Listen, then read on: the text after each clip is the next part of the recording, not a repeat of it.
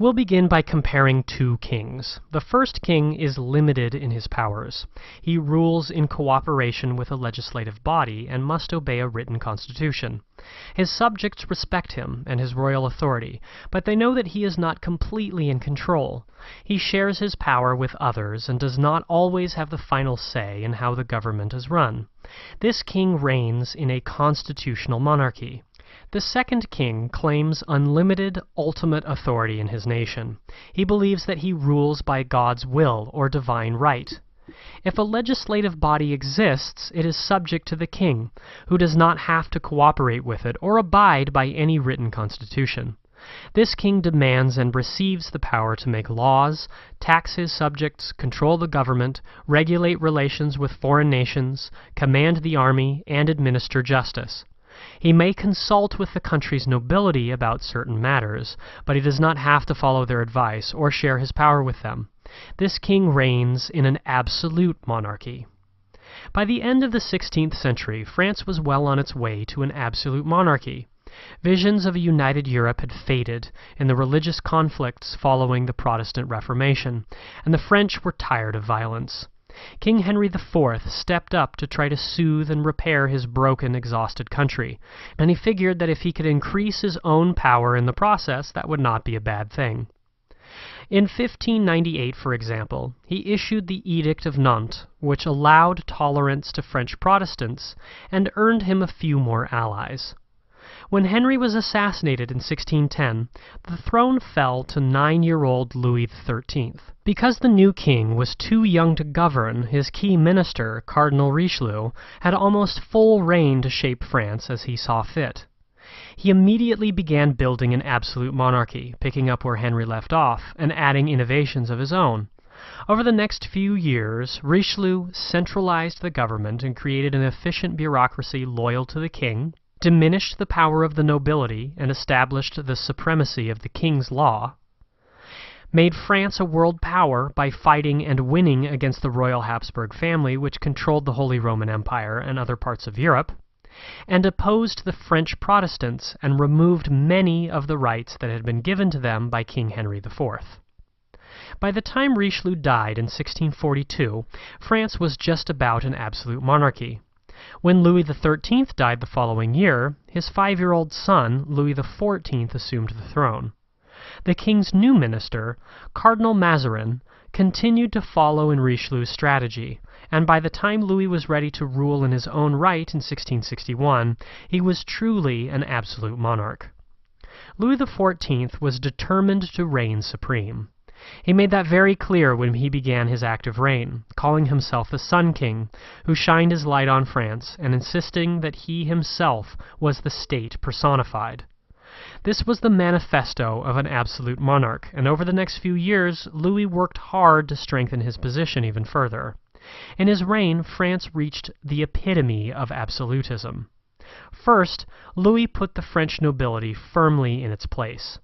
Relegating the nobles to ceremonial functions, he refused to consult with them about matters of the state, but he did keep them busy serving him at his grand palace in Versailles. The nobles learned to jump at Louis's every whim, and they followed elaborate rituals as they waited on Louis from the time he woke up until the time he went to bed. Versailles itself reinforced Louis's image of absolute power with its grand luxury, expensive buildings and furnishings, and ornate gardens. Even though the nobility may not have been completely happy in their new role, Louis had them firmly under his thumb. He worked to control the common people, too. To those who served him as administrators or lawyers, he gave the title Nobles of the Robe, and offered an opportunity for social mobility, also securing their loyalty. On any commoner who dared to rebel, the king's wrath fell swiftly and harshly. Louis was also firm in his authority over religion. France would have one faith, namely Catholicism. With the Edict of Fontainebleau in October of 1685, Louis revoked all tolerance of Protestants. He also tried to push his way into the affairs of the Church, attempting to limit the authority of the Pope and claim his own rights to appoint clergy and control church revenues. In terms of the government and the economy, Louis followed in Richelieu's path. He allowed the bureaucracy to manage day-to-day affairs as long as they remained completely loyal to him. The king's financial minister, Jean-Baptiste Colbert, developed an economic plan designed to bring in the money Louis needed to support his lifestyle. Colbert boosted French industry and trade and developed the country's transportation system, but he also instituted a system of high taxes that fell directly on the common people because the nobles refused to pay. The seeds of discontent were already being sown. Louis had to have money because he liked to go to war, hoping to increase his power in France by increasing France's power in the world. From 1667 to 1713, France took part in 4 European wars. Louis developed a massive and costly army, but in the end his efforts were mostly useless, for England came out on top. Louis enjoyed being an absolute monarch, but in the long run many of his choices hindered France's development. By the time the king died in 1715, France was impoverished, plagued by starvation and misery, and surrounded by enemies. Even Louis realized that he had made some mistakes, for he advised his successor, "Try to remain at peace with your neighbors. I loved war too much. Do not follow me in that, or in overspending. Take advice in everything. Try to find the best course and follow it. Lighten your people's burden as soon as possible, and do what I have had the misfortune not to do myself." In an absolute monarchy, the king reigns supreme, claiming unlimited, ultimate authority in his nation. By the end of the 16th century, France was well on its way to an absolute monarchy.